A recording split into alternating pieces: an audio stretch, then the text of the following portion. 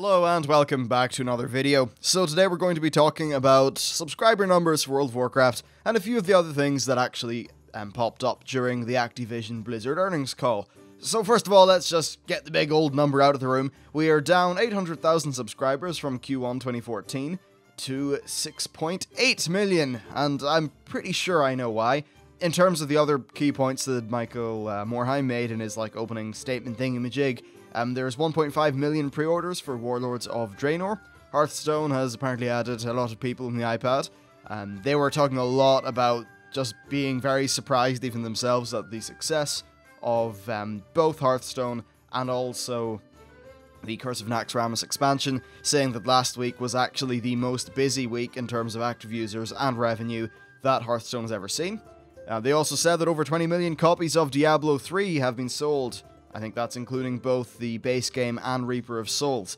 That's insane. I mean, for a game that got as much crap as Diablo did, it has outsold, nearly anything else on the PC. That's crazy. But you know what? I think that Reaper of Souls is a very worthy expansion pack, and it's a lot of fun, so I can totally understand that. Now, he also, I think, said that they're, I don't know if it was weekly or monthly, but their active Battle.net users have increased by 44% year on year, so overall Blizzard's had a very strong year. However, World of Warcraft has been a little bit of a sticker. So yes, we're down to 6.8 million.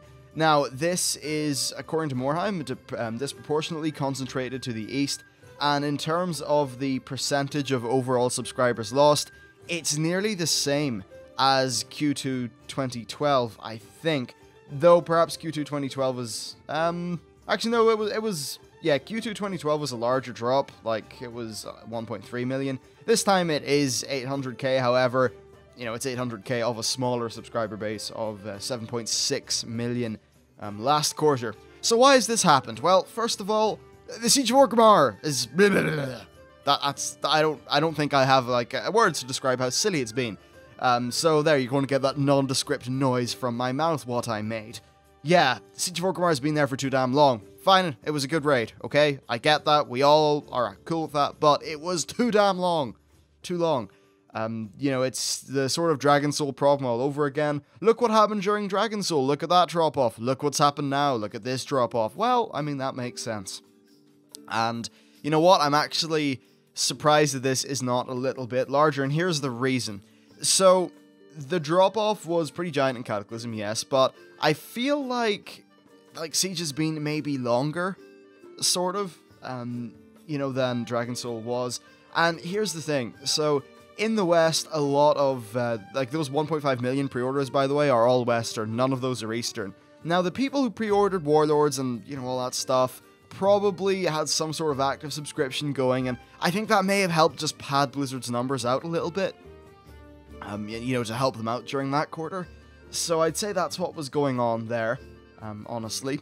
Yeah, still though, the losses are pretty heavy from both the West and the East, but apparently mainly from the East. So, why are they so heavy from the East? Well, I mean, I don't know exactly because of all the varying pay models that there are over there, and also what constitutes a subscriber in a game that is, pay by the, well, whatever, the weird way they kind of do it in China, which I suppose does make sense for the Chinese economy and Chinese gamers, but anyway, yeah, I'd imagine that maybe just the value is absolutely not there, and the way that sort of, the way that kind of transfers into the manner in which they play for the game doesn't make much sense, because I'm pretty sure you can play by, or pay by the hour, or, a 2-hour period or 3-hour period or something like that.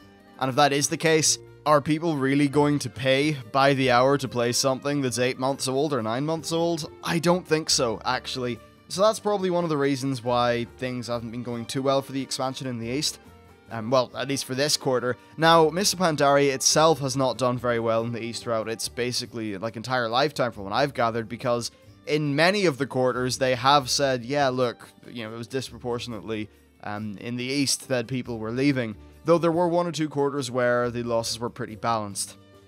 And why is that? Well, I mean, it's hard to say. The game's changed. Maybe it just doesn't suit the kind of playstyles over there, and that might sound like a weird statement to make, but playstyles are absolutely different by region. That's just how things are. And maybe Warcraft is just I don't know, more westernized or something, and it's not really clicking with gamers over there. So there's that. Maybe, you know, the whole Pandaria thing didn't go down too well. I could totally imagine that. If someone made World of Ireland craft and they kind of missed the point on what Ireland is like, I'd be, like, I wouldn't be that pissed, but I'd be like, oh, come on, guys, I don't know if I really want to support you. It's, you know, the whole idea of sort of nabbing a culture, selling it back, and maybe getting bits wrong.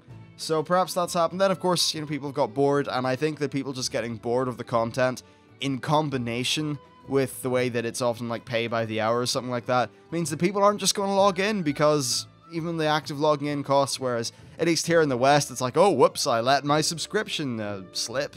Oh, well, I'll just play for another month. It's not like that can happen. You know, if you play World of Warcraft, or, like, actively decide to play, then there's a kind of, like, there's a spend that's instantly involved there, it would seem to me. So, yeah, that's basically what's going on. Look, honestly, what's going to happen is Warlords of Draenor will come out, will probably spike up, like, 1.5, 2 million subscribers or something like that, because honestly, I think that Warlords will do well. I think it's going to be definitely a major sort of communication kind of thing. If they can communicate Warlords of Draenor well to the people who have left since Wrath, and maybe since early Cataclysm, then they're going to do well.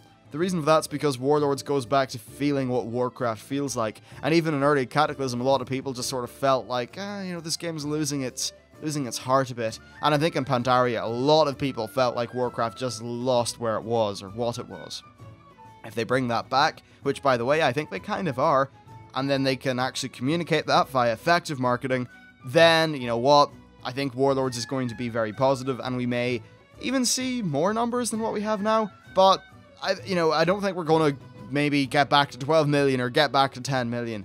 That's just not going to happen, unfortunately. World of Warcraft is a game that's pretty long in the tooth now, and some people will not even play it based on the combat system, and that's something that I completely understand.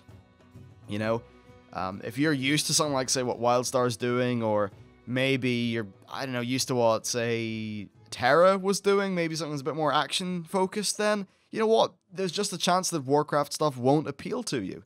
And of course, there's the rise of the MOBA genre. I mean, I can say that, like, right now, I do play more Smite than World of Warcraft, but that's not counting the beta. If you count the beta, I still play more Warcraft than anything else, but certainly I play Smite more than I play live, because right now, it's just more fun, and because Warcraft hasn't got any new engaging content. So moving into Warlords of Draenor, what they really need to do is just communicate their message effectively, but what they also need to do is keep things going with a really solid patch lineup. If you actually have a look at the numbers from Pandaria, well, I think it was March 2013 we had 8.3 million, then in June 2013 we had 7.7 million, then in September 2013, a year after the expansion launched, we had 7.6, and after that we had 7.8, and after that, in March 2014, we had 7.6 million. What does that say? Well, that says that the patch cycle of Mists of Pandaria, when it was in full swing, was highly effective. Did it get new people? Perhaps not that well, but you know what it did? It retained people. It retained people like a tenacious motherfucker, and that worked really well with Blizzard. So what they need to do in Warlords is keep that going and eliminate the drop-off towards the end.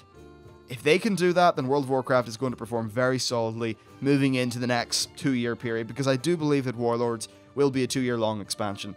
Anyway, that's it from me, and be sure to let me know what you think about the subscriber drop. And if you have any sort of cool theories as to why it dropped, then be sure to let me know. Thanks for watching, and I'll see you next time.